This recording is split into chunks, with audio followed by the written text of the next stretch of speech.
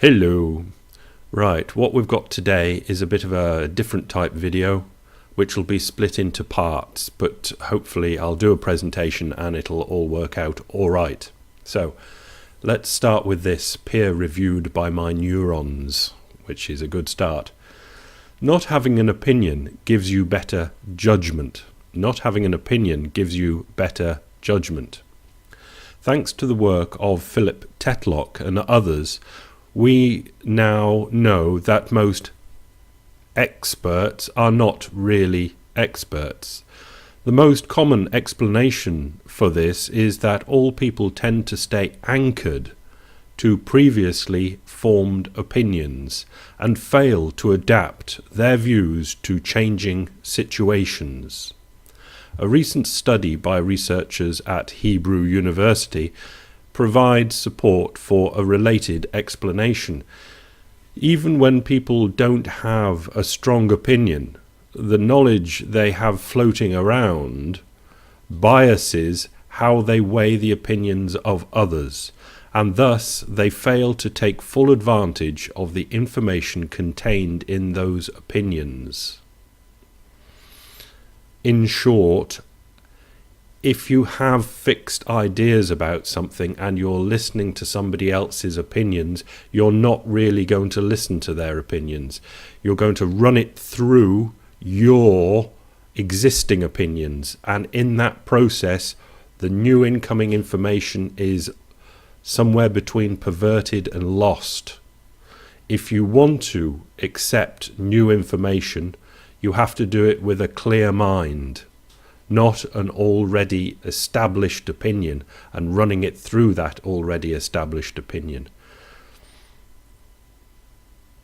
Right, now the next thing I'm going to do is play from this NPR how the financial crisis created a new third world, which is from radio.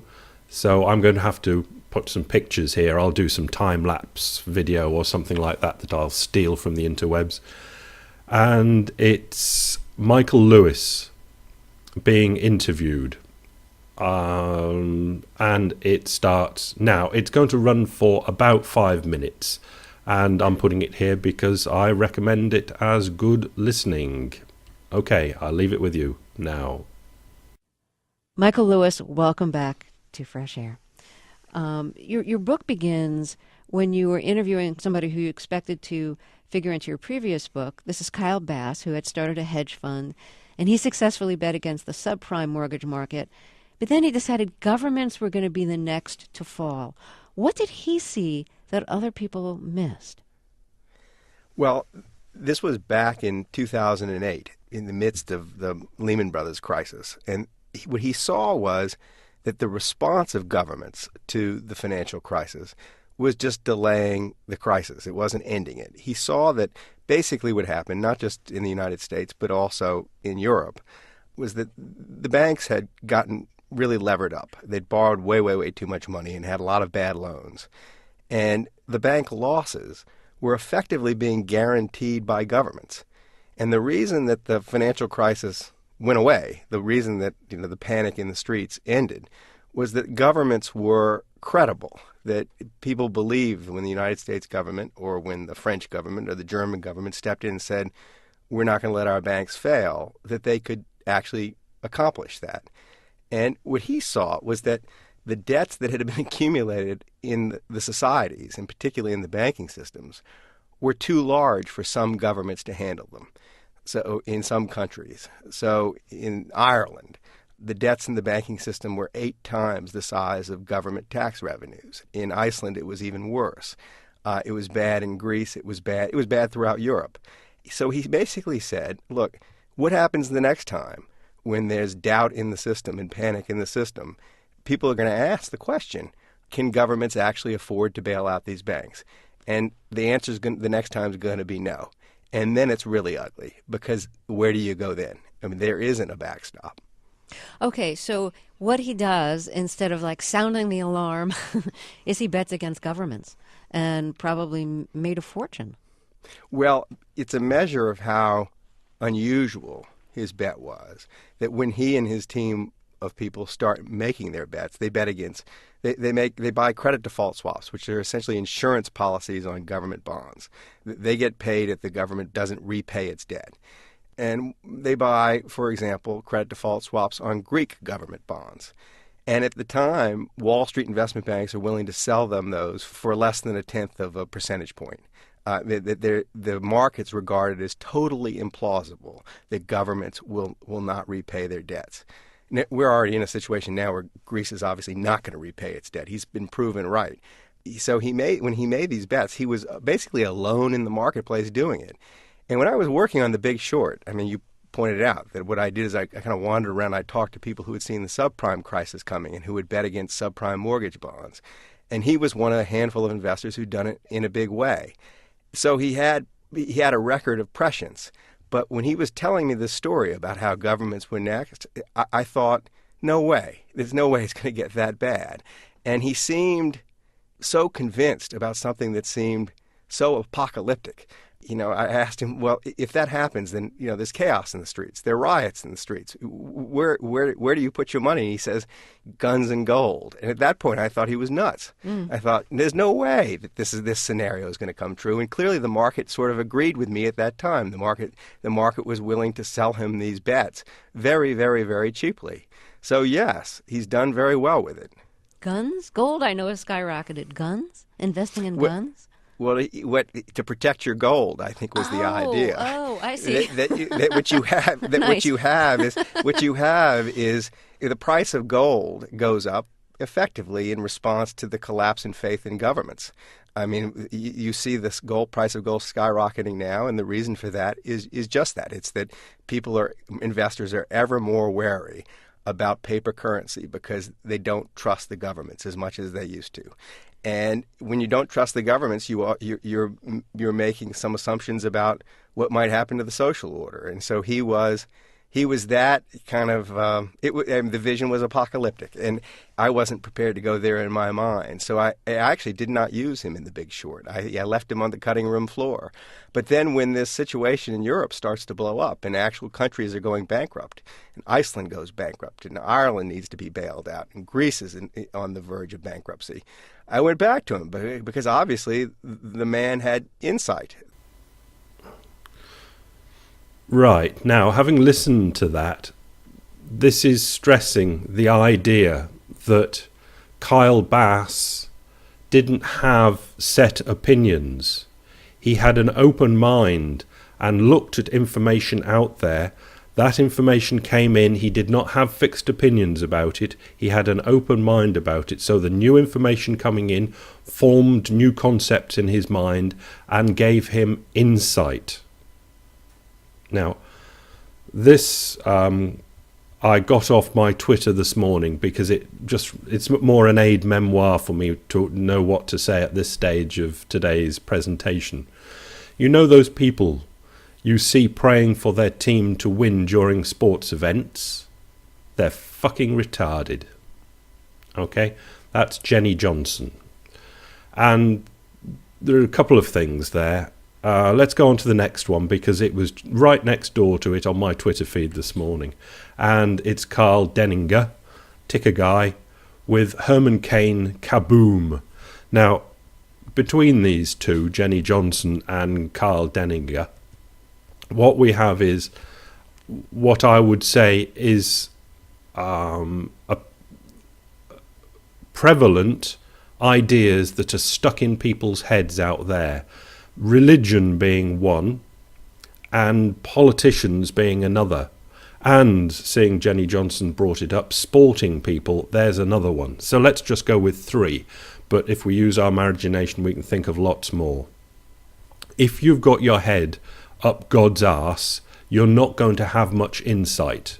Information coming into you, if you're going to filter it through the New Testament or the Old Testament, you're not going to have much insight. You're not going to see much if you've got your head up God's arse. Or up, for instance, Tiger Woods' arse. And politicians.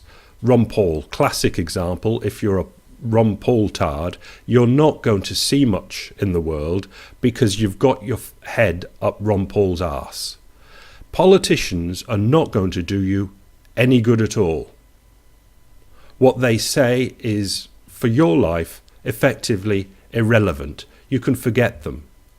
How Tiger Woods knocks a ball around, or somebody throws a ball around or runs around after it and kicks it, is irrelevant to your life. It's a luxury that you used to be able to afford.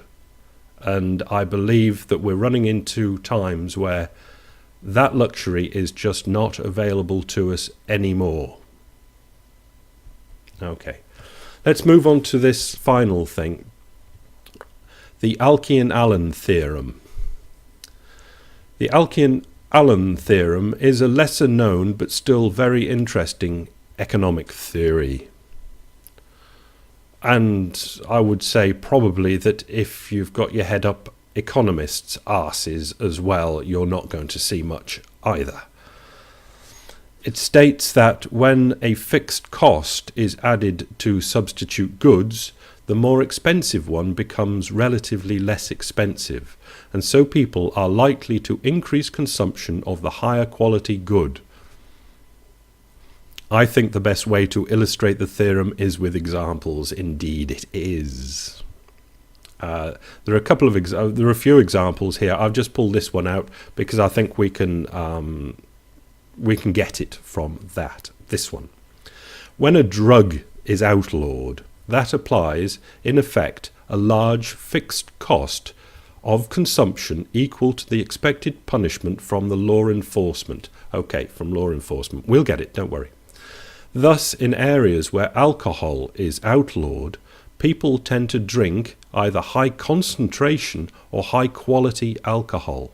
It's simply not worth the trouble to smuggle regular beer. Do you get the idea?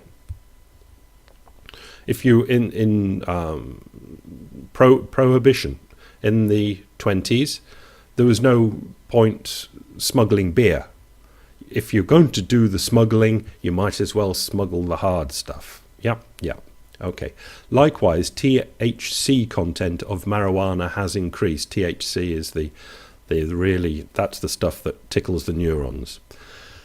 Has increased as more effort is spent trying to eliminate marijuana use.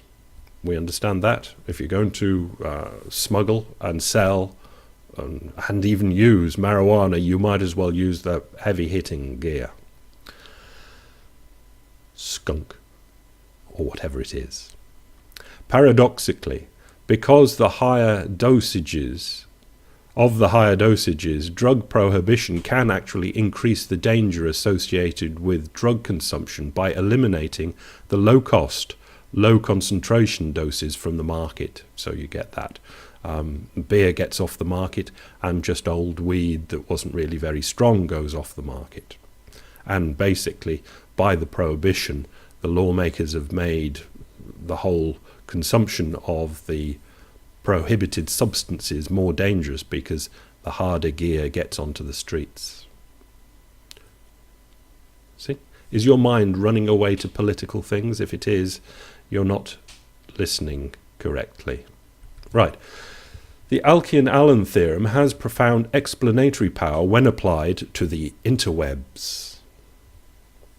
The harder it is to gain access to cultural elements, the higher the quality of those elements will be consumed. It'll explain again. On the flip side, if it is easy to access culture, people will prefer to consume shorter, lower quality pieces of culture.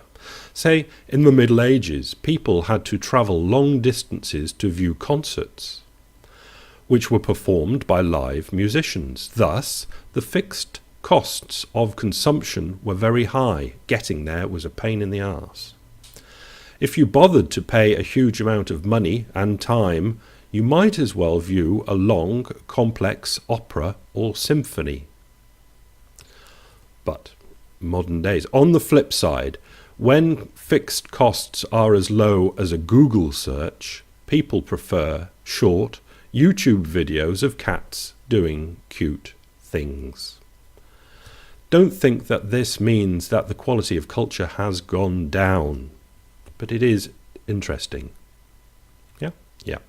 So we'll finish with a quote here. What characterizes capitalism is not the bad taste of the crowds, but the fact that these crowds, made prosperous by capitalism, became consumers of literature, of course, of trashy literature. The book market is flooded by a downpour of trivial fiction for the semi-barbarians. But this does not prevent great authors from creating imperishable works. Went a bit French at the end, but that was meant to be Ludwig von Mises. And that's finished there. So this is kind of a link in to the wealth and valuation thing. In the old days, before the peak of, let's call it civilization, we could trivialize, we could do just about anything and get away with it because life was good. Let's say it was based on cheap energy, and even complete idiots in charge couldn't ruin the economy because with cheap energy you've just got this fallback that there'll always be enough ingenuity to pull you out of the poo. But there just isn't any more. And over the peak and running down the other side, things get much, much more critical. Idiots will not be able to get away with things. You will not be able to get away with a life with your head up God's arse, or up a sports person's arse, or a politician's arse. Those are frivolities that will not do you any good when you're over the peak. You need an open mind to get in new information because it'll be coming in very, very quickly indeed. And if you have to filter it through your old perceptions, you're not going to get that information in and processed in any sort of an efficient way. Somehow, I don't know how you're going to do it for yourself, yoga or something, you've got to get that old crap out of your head to accept the new stuff. So you can see new things coming in, like Kyle Bass did, and have vision of what it might portend for the future.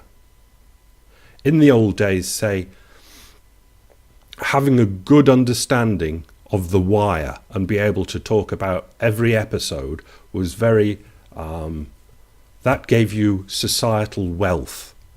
In the future, don't really think it'll give you any wealth at all. What I think it would be wealth enhancing for us to do at the moment, all of us, is to have a damn good stock take of what's in here and try and work out what we can throw out and what might be useful for the future. But most important is to know, try and understand that when you're listening to new information that you know nothing. Just let that new information come in. You'll never be stupid. You'll never be an idiot. Well, only if you've got your head up other people's arses. But on your own, listening to new information coming in, there is no way you will go wrong. That new information will come in and work itself out in a way that will be, I can't say correct, but that is the way to understand things. To have fixed ideas of things and to hold on to them and filter new information through them is the most inefficient way of going on. And it worked on that side of the peak. It is not going to work on this side of the peak. Have a good weekend. Bye.